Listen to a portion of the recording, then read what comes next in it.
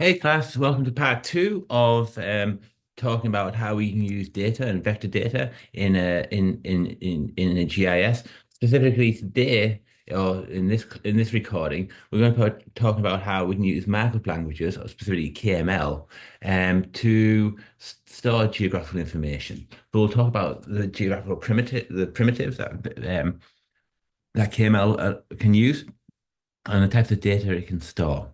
And then we'll wrap up with how topology connectiveness is being stored inside of this. And this builds on the previous recording in the sense that, the idea is returning information from the real world, taking what we think about the real world, storing it in some type of data format, and the vector data model, the point lines and polygons, and using a specific data format, the KML data format, for example, here, instead of the shapefile format that we sort of used in the previous class.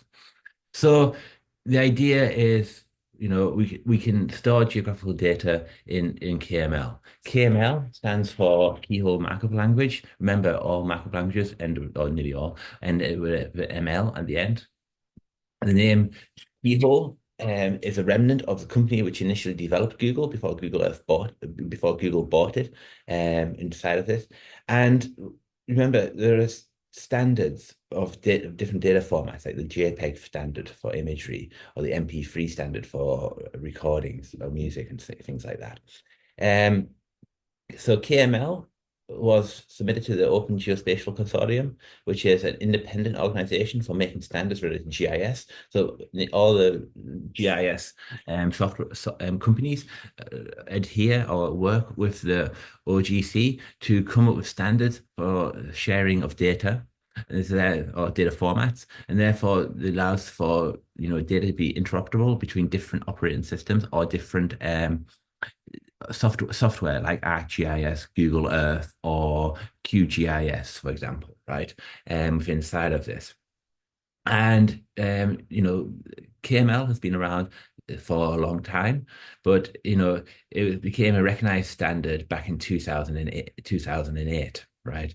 But it was also being used before that as more of a proprietary standard, specifically only for Google Earth, for example, right?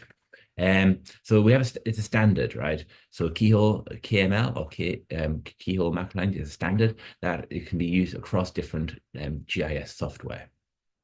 In creating KML files is super easy. We can create features like a point and then just go save to places. So for example, you can follow along, by the way, and many of the examples I'm having today also on the UB Learns website under week 4. So if you download the shapefile for that, you can see that. So the first thing we want to do is open up Google Earth.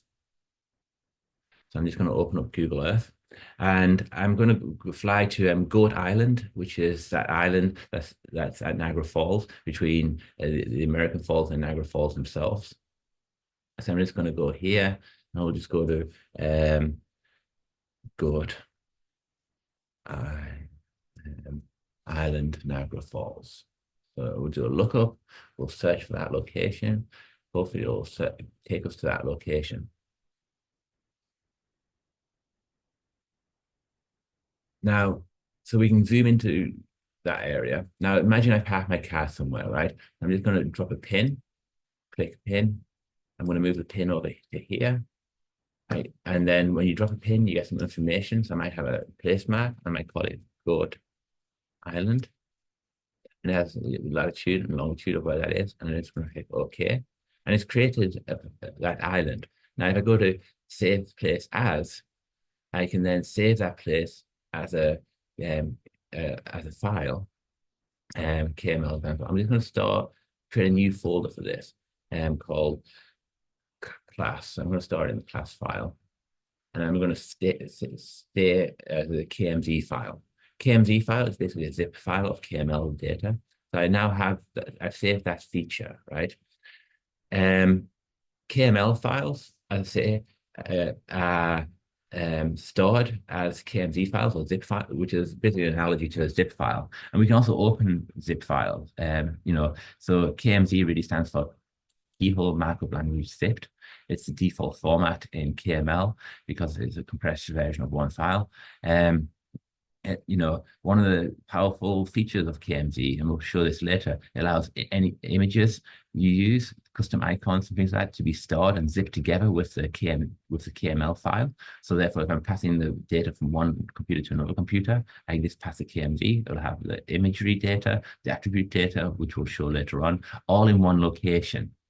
And so we can, so KMZ files, zip files, and we can open them directly in Google Earth and extract the file. So if we went back to, for example, where I just stored this, so I have a folder called KM examples. I have a Goat Island. If I rename this, I'm just going to rename this.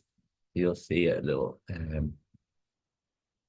Let me do get info. I'm just going to rename it from KMZ to .zip. So I'm turning it from a zip file, a keyhole markup zip to just a normal zip file, so I can just unzip it. It'll ask use zip, and then if I click on this, it'll unzip it, and I get one document because there's nothing else associated in that zip file. There's no imagery or anything like that associated with that, right? But if I wanted to, if I double click on this, it'll open it up in Google Earth again. If I turn off the Goat Island one, you can sort of see how it's still there. There's a temporary place I just loaded up into Google Earth. So we can KMZ sort of allows us to unzip files and share files around these types of things. Within inside of KML, because it's a markup language, it has tags and information inside of that, the contents inside of it. So as we talked about in the previous class, right? So there's basic information in the KMZ files, right? There's for example, the URL, as you can see here, OpenGIS.net KML 2.2. That's the version of KML feature that it's using. And this is pointing to a schema that's defined by the Open Geospatial Consortium and things like that. So it knows what it is. The XML names, this one here, XML line, which is specified here. And these are defined by the World Wide Web Consortium as well, with respect to the information. And then what happens is you got the KML file itself, and then you have information stored within the placemarks thing. So, for example, I created a feature called a point called Goat Island, and we have some, and then we also have its latitude and longitude of coordinates. There's no height information associated with it. And in KML, the place mark is used to refer to points in Google Earth, and that's because and you sort of see the point here, for example, and if you want to view this, if you had a browser, for example, I'm using brackets, for example, right? If I went to open with brackets, I can open this in a text editor, for example. So let me open up brackets. Just bear with me here. The error is because of another thing. You can see the KML document and all the information associated with that. So there's a push pin associated with this. There is a viewing angle that I'm looking at, and also the latitude and longitude attribute information associated with that, and also the viewing angle and things like that. So if I altered the viewing angle, so if I went like something like this, and then altered it like this, and then save the point, it would pull up that viewing angle associated with those types of things. Okay, so we can store point information within inside of this, but also just give you an idea of what KML looks like in a text readable format. Complex elements. So, but KML does more than just storing information. It has like a parent-child relationship, what we see here. So complex elements, which have subordinate elements, capitalized, simple elements and not. Elements within the complex elements are called children, and elements that they're within are called parents. So in HTML, you'd have a parent HTML document, and then you have children, like the body of the HTML document, right? Similar to in the keyhole markup language. For example, we went back to this thing. You've got the parent, which would be the KML itself, and inside of this we have the child, such as the place mark feature, right? And inside the place mark feature, you have other children. So it's sort of hierarchical. So you have latitude and longitude are children, so to speak. Very strange concept, I know. Inside the placemark parent. Placemark is a child inside of the KML document, right? So it's like a hierarchical structure. So where you place things in a KML document, if you're editing these by hand, does matter with respect to this. In KML, indentation is optional, but case and ordering matter. So you can't, for example, place mark outside of the document itself. Otherwise, it won't be shown, for example, right? So, just to keep that in mind. So in KML files, we can store geographical primitives, right? And because KML is sort of like a vector format, there are many, many things we can store in these things. We can store points, lines, polygons, types of also different types of polygons. So we have a linear ring, which is just an outline. We have a polygon, which is basically a filled linear ring. We can combine the primitives. So if we want to have a feature that combines points, lines, and polygons, we can have multiple geometries, for example. We also represent 3D models. So if you use the CAD drawings, we can represent certain basic features of CAD in KML as well. And if you're interested in raster, we can do image overlays as well inside of this. I just want to take you through some of these geographical primitives in the remaining of this recording. So except for overlays, all geographical primitives are stored within the placemark tag. So the placemark tag, stuff goes in here. So the points, polygons, and things like that within inside of this. So if you went back to that simple example of Goat Island, we'll have, for example, placemark, and then within inside of this, the point feature within inside of this, within inside of that.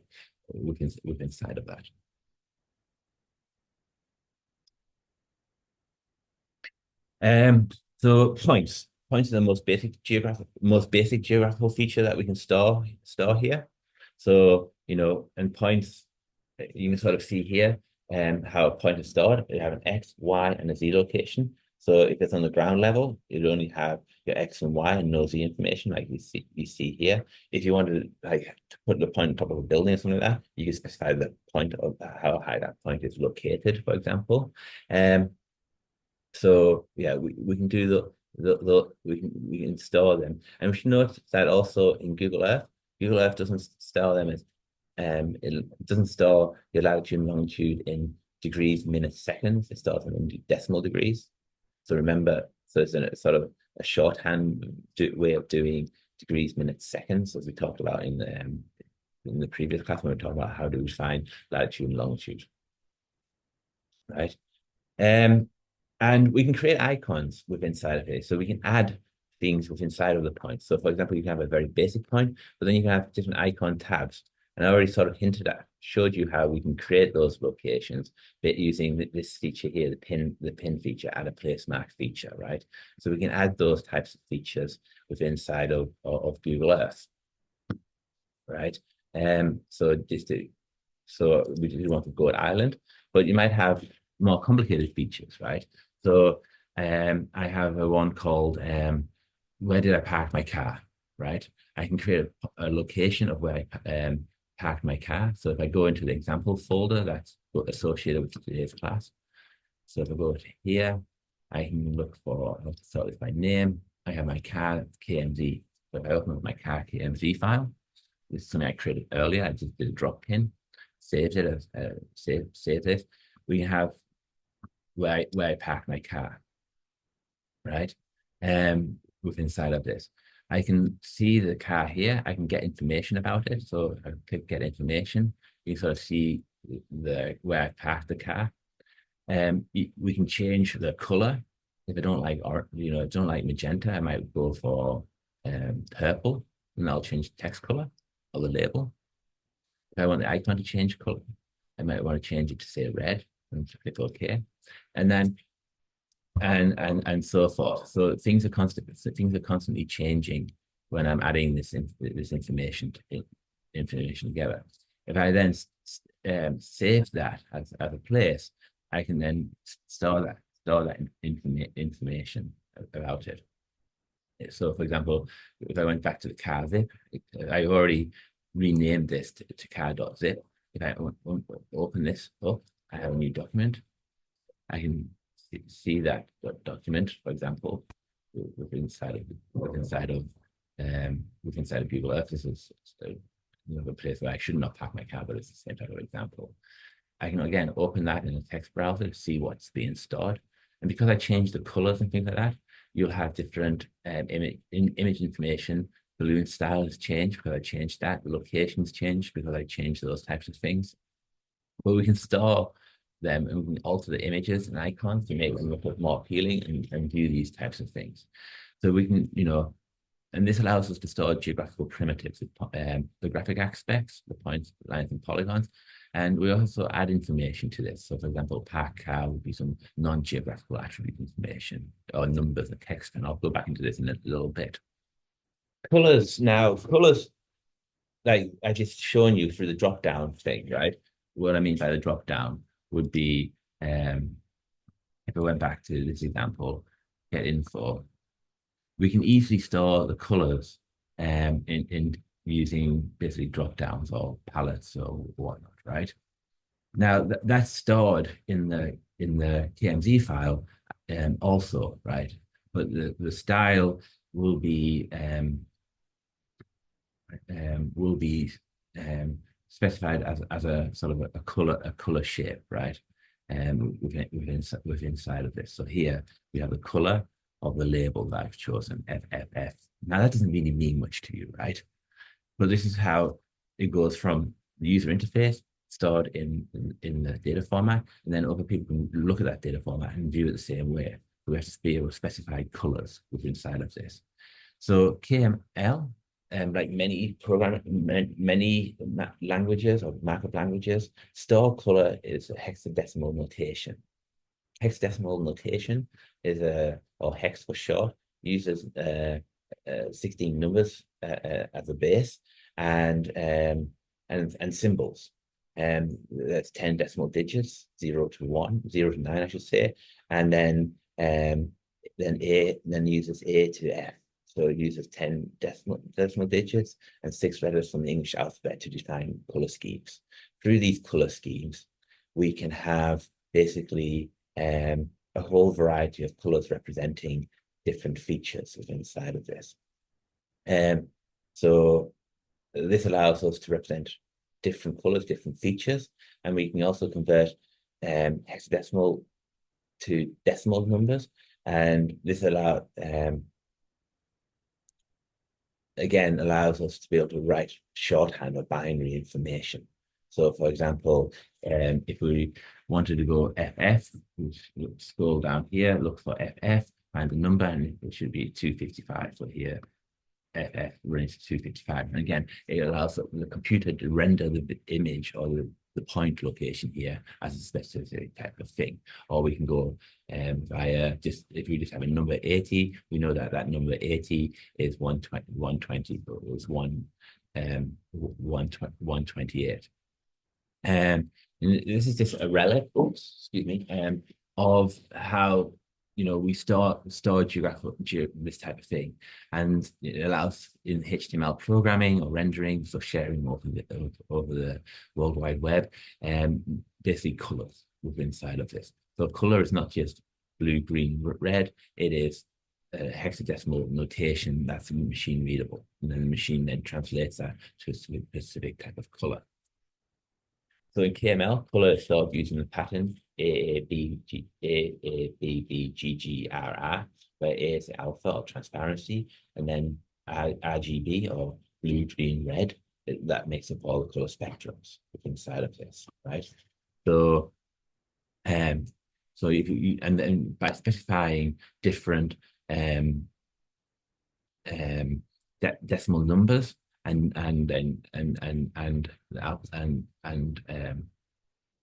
the color ranges associated with that, we can have transparency of data. So, for example, this 80FF is half transparent white, while FFF000 is non-transparent blue, right? And again, it goes back to being able to go from decimal numbers and things like that. But the idea is all information, you don't need to know how this you don't need to know this, how the conversion works. KML or Google Earth and the editor that you're using does it for you. But the computer needs to know how to convert from one thing to another thing to render that and show you that information. That's really what I'm trying to say here.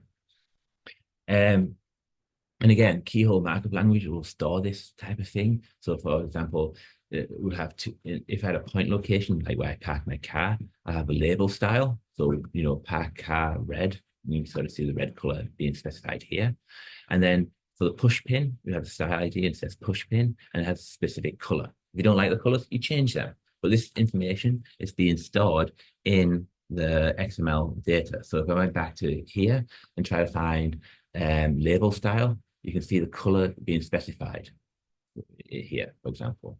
If I went to the style ID for the icon itself, it would be, we need push pin, right? So let's search for push pin.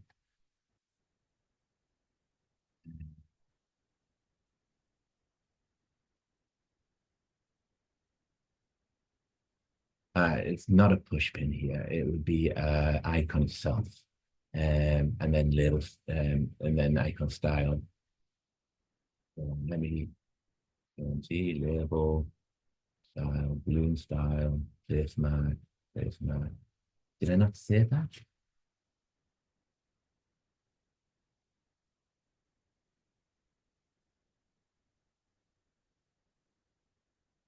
Here, label style, balloon style. I didn't save any of that information. Let's go back and redo that then, right? Just to show you how this is done. So I have my park car. I'm just going to turn the ones off I don't want. This is so I have my park car. I'm going to open that and get the information about it. So car KMZ style. I want to have label. I'm going to call it yellow, and I'm going to say okay. I'm going to call the icon itself yellow. Press OK. I'm going to then add some text saying test so that we know that we're updating it right. And say OK. So now it's yellow, yellow. Now I'm going to save to my places. I'm going to then save. Oops, no, I don't want email. Sorry, that's the wrong one. I want to then save it to somewhere. So I'm just going to put it into here. I'm going to call it car, save it. And then if I go to the class and go to save, we've got the car KMZ. I'm going to rename that. Get info. I'm going to rename that .zip. So then I can unzip it. Zip. I'm going to then unzip it. It's going to call document2. And I'm going to open that in my text browser. And then we have the label style here. And then we also have the push pin style here for color. You notice this code and this code are the same because we're both using color. We're using the yellow color. Sorry about that divergence. But the idea is anything that you're storing on the point location is being stored in the KML file in specific locations inside of these types of things. Okay. There's other parts of the KML file that's sort of important, right? And one of the things is storing attribute data. So there's this thing called C data in the KML file. The C data really is a character data. It's used for distinct but related purposes in markup languages. So, this general character data allows us to have character information associated with that. So metadata associated with that. So for example, I might have a paragraph in my description, and I might emphasize something using emphasis and bold. So I'm using sort of HTML sort of coding here inside of this, and I might have an image associated with that. And that image points associated with a specific location or point location inside of this type of thing. So, for example, I might, in my place mark tag, I might have some information of where I left my car in the morning, and it's stored in this C data. So it gives us information about this. So if I go out of here and click on this icon, you have test information. But if I went back to the car example,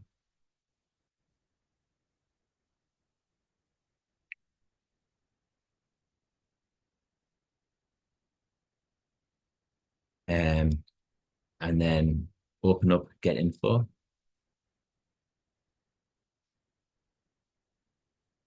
There's nothing in the style and color, but if I go to, there's nothing being displayed, right, within inside of this. But I can add a description to this. So for example, if I want to say where I left my car and say okay, I can now click on that icon. I'll turn that one off. Let's go to this icon. I click on that now. You can sort of see what you can get information about where I parked the car. So let's go back to get information here. And here there's a different one, but the idea is within here I've got where I left my car. I've made certain things bold. I've added a hyperlink. If my car's not there, I can take an Uber to get an Uber inside of this, right? And then say okay. That information is being stored in the KMZ file under the CD data file format. So if I went back to brackets, for example, if you can sort of see here within the place map, the point location, we have a description of what it's showing you that's in the description file. This allows you therefore to share not just geographical information, but also textual information associated with those points, for example, inside of it. So if you want to follow along, just download the card zip example and you'll see how that sort of works. Why does it matter? There's a lot of information being stored out there. For example, if you're interested in the location of points, locations of volcanoes, the Smithsonian has a database of all volcanic locations. Or if you want to look at find attribute information about it using the CD data, for example, the Smithsonian also added attribute data about the location of these things. And again, all this is being stored in a KML file of point locations. So if you want to find out more, you go to the Smithsonian Volcano program, you can download a KMZ file of all volcanoes in the world, for example, in here. So remember, vector data is not just about points, it's also about points, lines, and polygons. We can also do line strings, so lines within inside of here. So a line is slightly different. So in the previous example, we would have a place mark, and the place mark would be called a point. Now we have lines. The difference between a line and a point is that it has two coordinates, start coordinate and an ending coordinate. And here I've also added height information within inside of this, right? So if I wanted to see what this looks like, if I, excuse me, my PowerPoint is not quitting on me.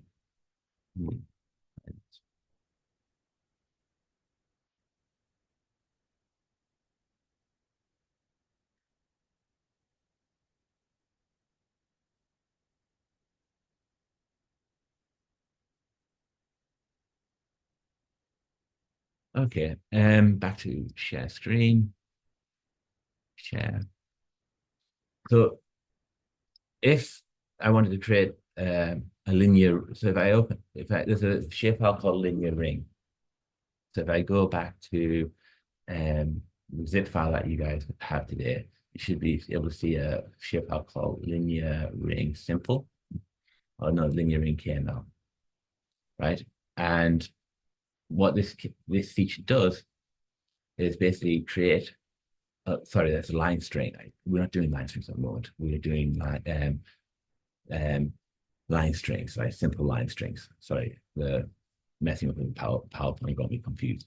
So if I went back to here and just looked for line string KMZ,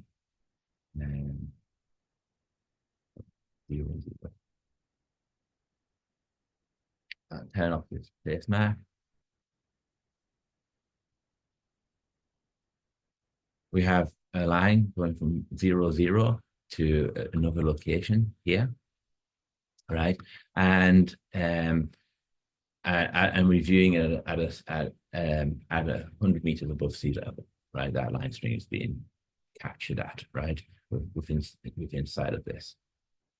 If we wanted to, you can open up the open up that in if it came here, if it came out files, I can open that with brackets, for example, and you can sort of see here the information associated with that. So if I just wanted to change this locations where the line was drawn, I would just have to alter the latitude and longitudes of both start point and end point, and that would change the location of where that line string is being located. That's one simple line, but you might have more complicated lines. So, for example, you might have a line of road intersections and things like that, right? Or whatnot. So we can combine multiple points together, create a longer line string if you wanted to. We've got this lower example is showing you here. So that would be the line string KML, for example. So yeah, so we can go from very simple lines, just two sets of coordinates, to multiple sets of coordinates within one line. So like things like that.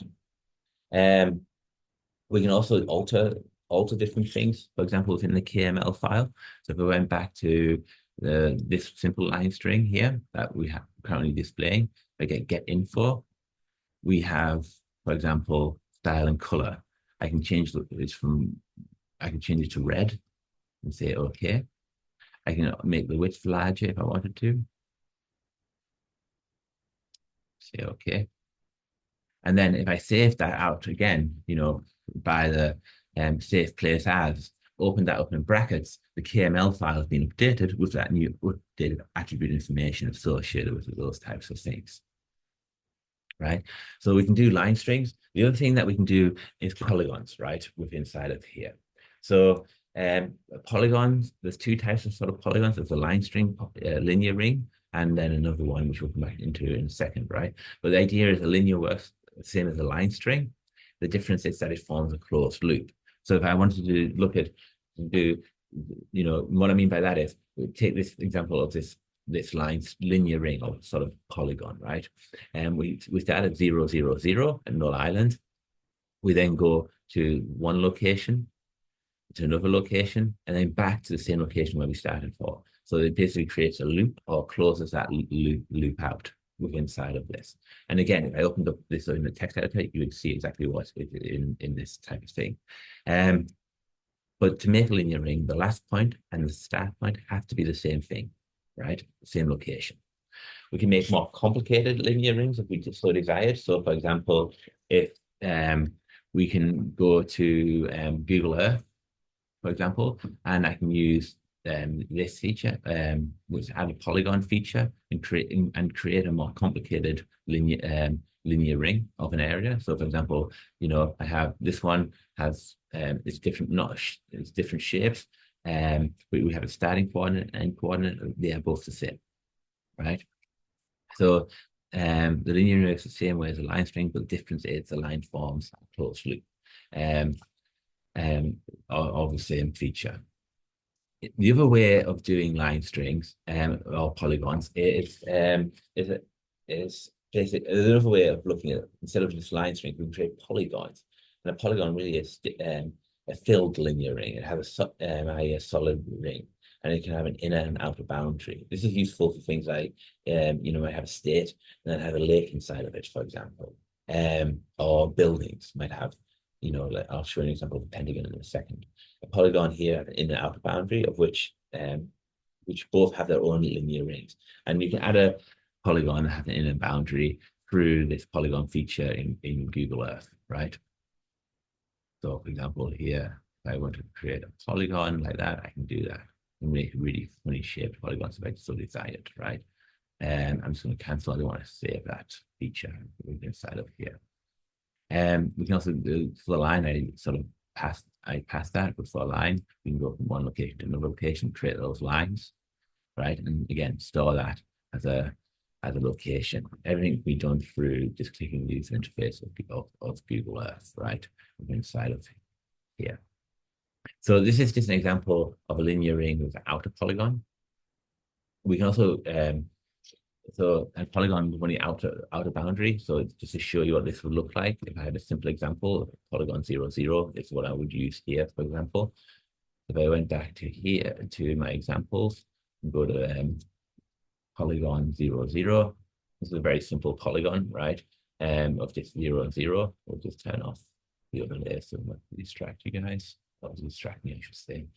Um, and again, if I opened up the attribute information to that polygon 0, 0, we would have basically a linear ring.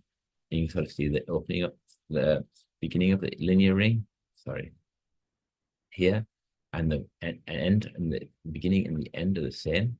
But there's no sort of outer boundary yet, no line straight outer link. Then I'll come back to this in a second, right? But this is exactly what you see in the KMZ file. So if you went to here and opened up that in your text editor of choice, it would look something like this. Sorry, it's not indented, but I just pasted it in when I was making up this class. But the idea is you'd have a polygon. Inside the polygon, you have an outer boundary, which is a linear ring, and these are coordinates. And then you close it, and then close the place mark, and then close the PML, because PML is nested. Remember this parent-child relationship associated with those things. We can create more complicated types of boundaries as well. And we can do that through the add polygon functions. And so, for example, if I wanted to have a polygon over here, I just go, add polygon, and then click,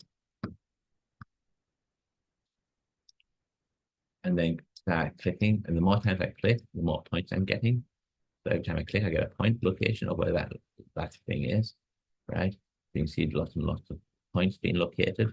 Every time I click on the mouse, I'm creating a point location. That point location is being stored in a KMZ file. So, for example, if I delineated UB North Campus using lots of points, these little red dots, I would have a series of XY coordinates associated with UB, right? And the more points you have, the more precise you are to the boundary of, say, UB Campus. Here, I got a bit lazy and didn't want to go all the way around the road. If I had another point here, would fit the road better, for example, right? And if you use UB North Campus KMZ, you can sort of see what that would look like. So we went back to here, went to UB North.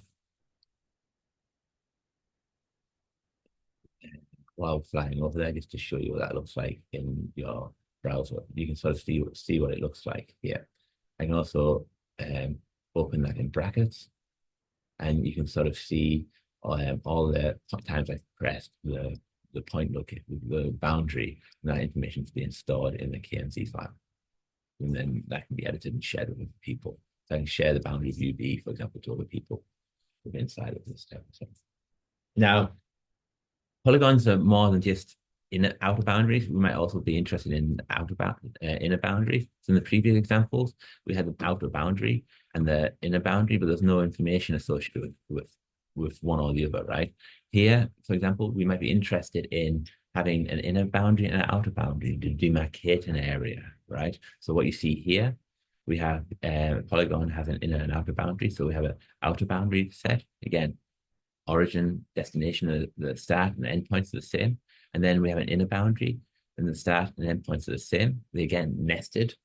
So they are children of the parent polygon, right?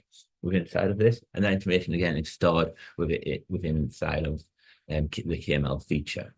Just to give you a sense of what that would look like in the real world. We went back to I think it's called polygon inner and outer, and it's opened up that feature here. I'll just turn off the other polygons once I get confused with what we're seeing. So again, I'm just turning layers of information on and off. This is what that feature was specified using these coordinate pairs that we've said. You can see I'm not going very far into decimal degrees. I can go to more precise locations if I wanted to, for demonstration purposes. I think this is good enough. This in and outer boundary is useful if you have objects that have an in and outer boundary, like the Pentagon, for example, right? Pentagon has that inner area, that inner quadrant. And it was fascinating during the Cold War, when the spy planes or satellites were flying over, the Russians were fascinated why a lot of people were going to the center of the Pentagon. They thought it was a really important place to go. Actually, it was where the coffee shop was. So people were just going there for coffee, right? But the other interesting thing about this example using the Pentagon.kml is that not only do we have the outer boundary and the inner boundary, We also have height information, so we can extrude building height information, right? So now we've added that third dimension of height associated with that. So we can have point, lines, and polygons. Sometimes, though, we want them all together, right? So, for example, we have an area we want to, right, like a country or a state. We then might want to have roads in that state and the capital of that state, right? We can do that through KML feature to allow for multi-geometries. So here, for example, we have a point at one location. We have an outer boundary, say, demarcating the state. And then you might also have other things inside of this. You might add a line, for example, or whatnot. Here, we're just storing point and polygon, but you can also add lines to it if you wanted to. And, you know, this allows us to, again, create different types of data or show different types of data. So points, we can combine point, lines, and polygon into one single data product, right? And again, using, it's a point feature. We open the point, close the point.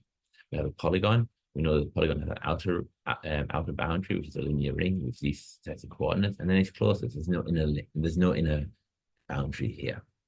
But by specifying these different relationships, we can incorporate many different types of geographical information. We can also do things, not just defining points, lines, and polygons, but we can also represent features or buildings, 3D buildings inside of KML, right? So initially, KML, Google had a company called SketchUp, which allowed you to sketch up 3D buildings or 3D objects like bookcases or design features like very basic CAD type of things. We can also we can store those types of information inside of this as well. So one example would be the SketchUp model of an auditorium. So going back to the file here, this is something I downloaded off online. So I'll click on here, I'll take us over back to the US, and you can sort of see what this building would look like.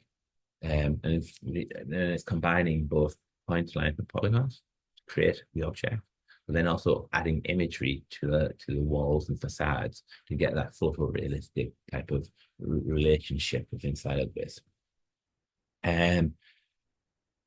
So we can store features with respect to that. There's also, if you don't want to create your own features but want to see what other people have created, you go to 3dwarehouse.sketchup.com. You can download and explore 3D buildings or plans that other people have created using SketchUp and KML, for example. What's interesting is Trimble bought SketchUp, and now they're using this as a product to launch other types of applications inside of this. You can also do more than just point, line, and polygon vector. You can also do image overlay within inside of here. So for example, if I found a cat picture on the internet, I might want to overlay that cat picture over the terrain, a bit like the NASCAR lines, for example, down in South America. We can also do that. And again, as I said, KML is a keyhole markup language. A zip file of KML is a KMZ. Inside the KMZ file, you can store information like imagery information, right? So there's a cat overlay example. If you unzip that file, you'll see the KML document telling you where to place the image, how to drape it over the terrain and things like that, where it should be located, its latitude and longitude. And also, because we have an image, it's a square, you just have to find the bounding box of that area. So the long box of these things. And where is the file being stored? So you can see here, it says files, cat.png. So if I unzip the cat overlay.kmz, you'll have a folder called files. In that files, you have a cat image. And if I wanted to load that in Google Earth, for example, I close out this. This is the last thing, a simple example here. And then went to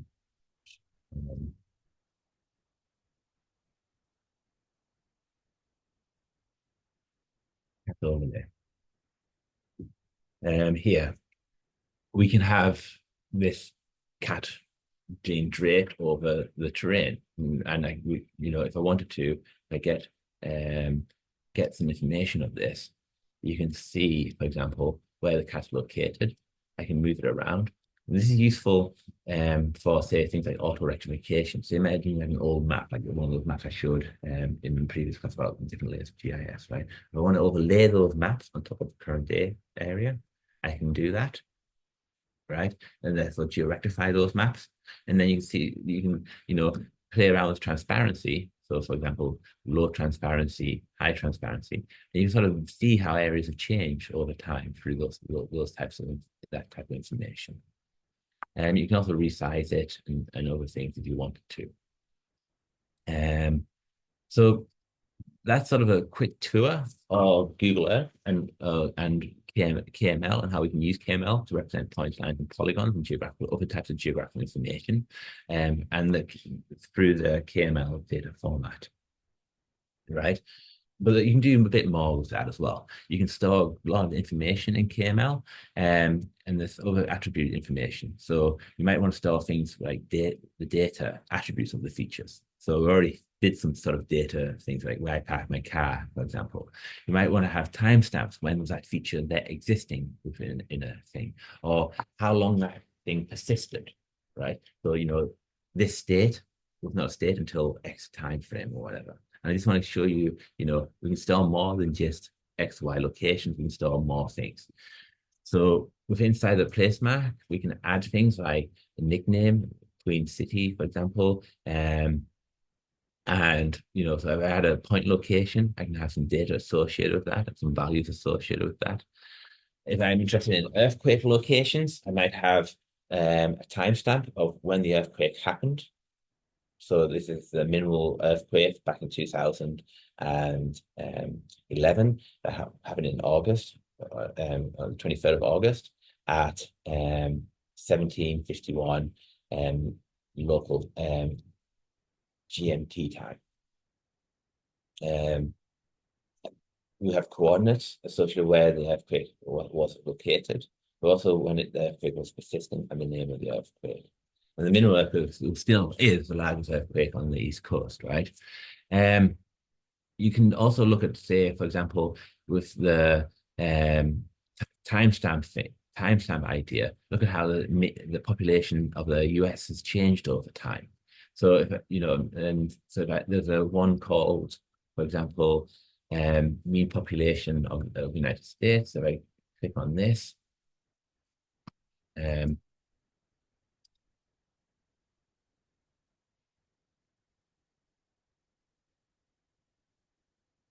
We can see, sorry, let me turn this on. My computer's going slow as well. So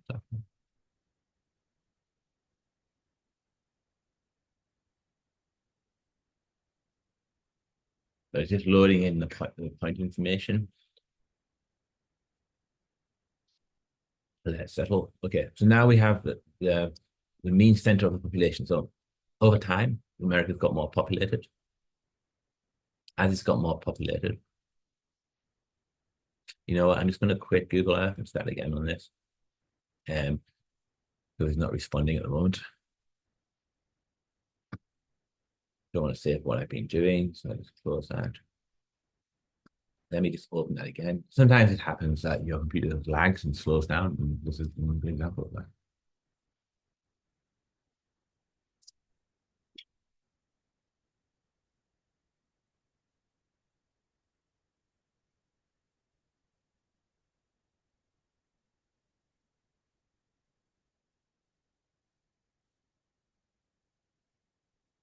So let's try loading it. So the idea is the US population has changed over time. Every time there's a census, we record information about who lives where.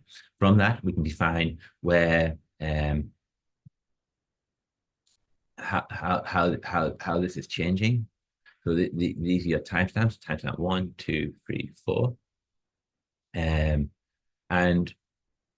we can see over time how these things are all changing. And they have timestamps associated with each one of these. So we can represent them like that. then represent timestamps through things. We also look at things like when things time span, when they exist, when they persist, right? So I should have said back in that previous example here, the timestamp 1, 2, 3 is the timestamp 1, is timestamp 1, timestamp 2, timestamp 3, and so forth, right? Within inside of this. And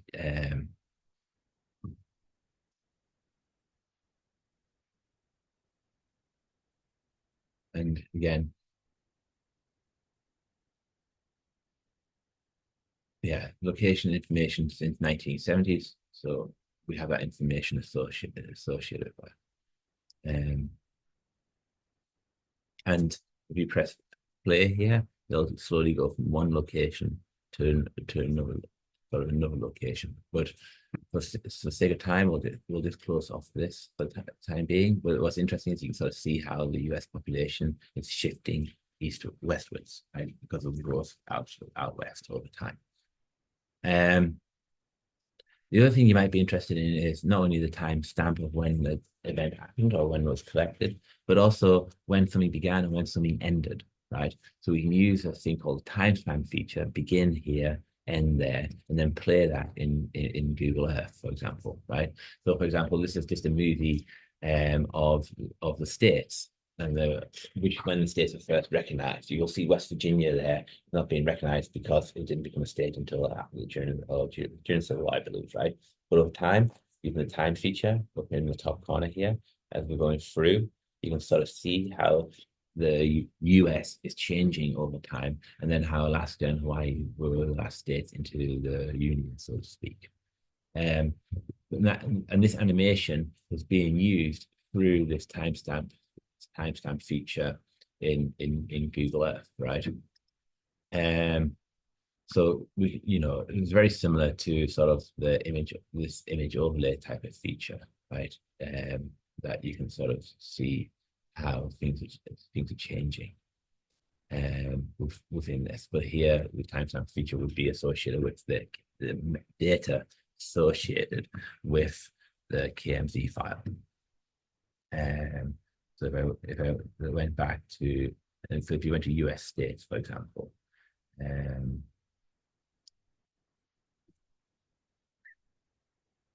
then we'll zoom out.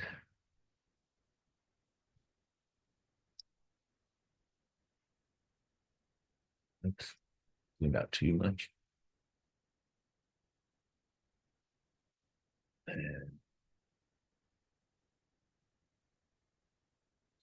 You can sort of see using this time slider, which, sorry, it's lagging, but if I alter these time sliders, you can see when states came in and out of the Union. How does Google Earth know what the dates are? That's stored in the KML features, right? In the KML functions on the timestamp thing. So that's, again, data stored. So if you wanted to, if you download this example and each one of these has its own timestamps. So if you open up the KMZ, you'll see when to display that information in Google Earth, for example. So at the moment in 1901, you don't have these states in the Union. If I move forward in time, it'll take a little bit to render. You have all the states in the Union, but it varies on the timestamps. Google knows what to display here because of the metadata or the data associated with the KMZ file in those locations. So we can store information, but data, so features about the data, timestamps, and sort of the time span that these features existed. Right. To wrap up the intro to vector class, I really want to talk about topology. And I'll explain why in the next few slides. Maps distort the world around us. We have to take it from a 2D plane into a 3D world into a 2D world, right? Paper maps or digital maps, we can distort things. So it's like I can alter the location of where the cat was being portrayed. I can squish it, move it around and things like that, right? That's all well and good, but one of the key things of that is, are we keeping the topology correct? Topology here is concerned with the geometric properties of the shapes. and how those properties are sort of um, um, preserved if the data or imagery is warped, manipulated in some way, for example. So here, for example, you have A, B, and C, and the connections between A, B, and C. If I alter the size of the image and things like that, I'll distort maybe the distances, but I will always want A, B, and C next to each other. So, for example, I always want America next to Canada, right? I don't want any ambiguities of where one starts and one ends, for example, or what one connects with each other and things like that. Um, you know, so there's lots of distortions inside of this, but topology really is trying to understand, the relationship between objects, or um, and also topology is important to understand relationships because it allows for data integrity to be maintained. So, for example, imagine this is the US border between Canada and America. The relationship here, there's a gap between the two borders. Now, the question is, who owns therefore this piece of land? Is it the US or is it Canada? Right? Um, so there's that issue. Also, polygons, for example, should not overlap. If they overlap, you have disputes. So, for example, if two country boundaries overlap, again, you would have a dispute on who owns that piece of land, right? So topological relationships between objects is super important, especially polygons in this sense. Topology is also very important with respect to navigation, driving from A to B, right? So, for example, where does the road intersect each other? That's important for your sat nav, for example, even more important for autonomous cars. Or you might have two roads that like a bypass, a bridge going over another road. These two roads don't intersect each other, right? The crossroad example does intersect each other. We want to keep those relationships in our GIS data, because if we don't keep those relationships in our GIS data, it could lead to problems.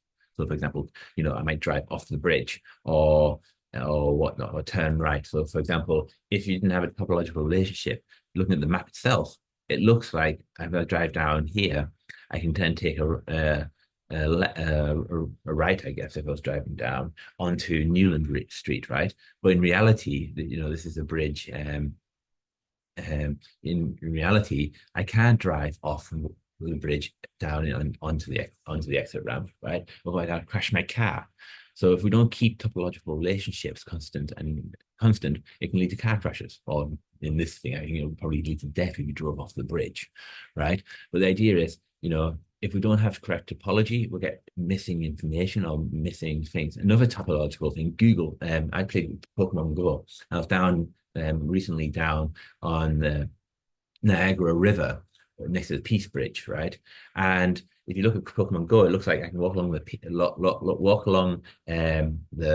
shoreline trail, right? And that intersects with the Peace Bridge, but it doesn't intersect. It goes underneath. So Pokemon doesn't necessarily keep topological relationships very good neither, in that sense, right? But topology does matter in these types of things.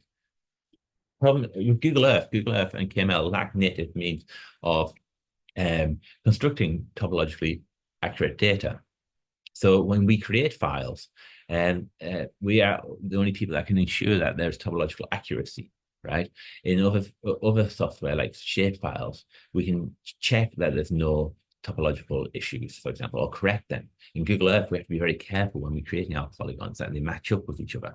We can do that though, that there's no overlap or the relationships are realistic through editing and exploring the KML. Like I was doing when I've opened up the KML files in my text editor, I can see the latitudes and longitudes and location of all these things. I can make sure that there's no mismatches if I wanted to by editing those types of things manually, for example. So to sum up these two recordings, right? In GIS, the idea is we store information. One way of storing that information is using the vector data model. And the vector data model stores a world of discrete objects that are definable, that have, specific locations associated with that. So and we do that through representing points, lines, and polygons. Points being things like mailboxes, fire hydrants, road intersections, lines being roads, rivers, or whatever, polygons being areas and things like that. And there's multiple ways of, once we have that concept of a data model, we can convert that into data formats, like the S3 shapefile, or what we spent the last recording doing looking at it's a KML, for example.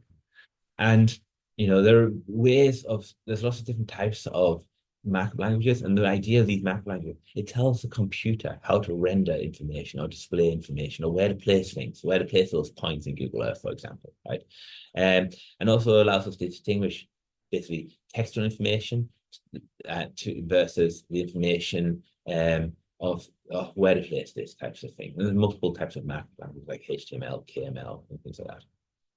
KML is a type of vector data model that allows using a markup language that allows us to represent points, lines, polygons. We can have timestamps for when features existed or when things did not exist, or when things happened. And we said talk about topology and the importance of understanding the relation between one location and another location, right?